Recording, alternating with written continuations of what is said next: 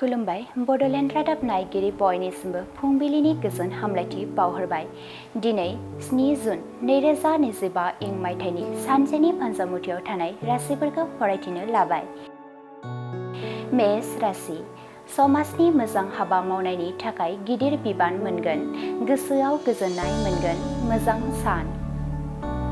वृष राशि रां आरजिनायनि खाबु दं, फालांगि खालामोब्ला मुलाम्फा जागोन, गोजोननि सान।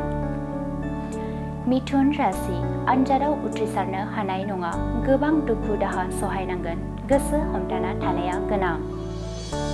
कर्कट राशि मावनो लानाय खामानियाव हेंथा नुजाथिगोन, गोसोआव असान्थि मोनगोन, जेंना गोनां सान।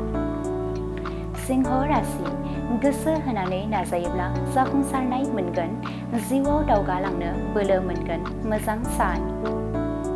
कन्या राशि माबाफोर जाब्रबथाय जानो हागौ, बायजोआव ओंखारोब्ला सांग्रां जानांगोन, गाज्रि सान। तुला राशि खाफाल गेवगोन, नखराव सुखु गोजोन अनज्लायनाय गोरोबलायनाय फैगोन, रंजा खुसिजों साना बारलांगोन। वृश्चिक राशि गावनि गोरोन्थि हाबा मावनायनि थाखाय बयजोंबो नासयजागोन, गोसोआव दुखु मोननांगोन, साना गाज्रियैनो बारलांगोन। धनु राशि गोजान जायगाफोराव दावबायहैनो खाबु मोनगोन, गोसोआव रंजाखांनाय मोनगोन, गोजोननि सान। मकर राशि गोबां खामानि आखायाव फैगोन, गोसो होनानै मावोब्ला जाफुंसारगोन, मोजां सान। कुम्भ राशि सोरजोंबाफोर थगायजानो हागौ, सांग्राङै सोलिनाया गोनां, जेंना गोनां सान। मीन राशि नखरनि जेंना जेंसिखौ लानानै जिंगासिगोन, गोसोआव गोबां दुखु दाहा सहायनांगोन, गाज्रि सान। दिनैनि राशि फरायथिनाया एसेनोसै। बेजों लोगोसेनो दिनैनि साना बुहुमनि साफ्रोमबो सुबुंफोरनि थाखाय गाहाम जाथों, बेनि थाखाय बड'लेण्ड रादाब नखरनि जानानै इसोरनि खाथियाव आरज गाबनाय थाबाय। गोजोन्थों। मोनसे गोजोनथाव रादाब। क'क्राझार सहरनि साइ मन्दिरनि साखाथियाव R&B र'ड वार्ड नम्बर 6 आव थानाय ब्रह्मानन्द ITI क'क्राझारआ नोंथांमोननि थाखाय लानानै फैदों मोनसे सनानि खाबु।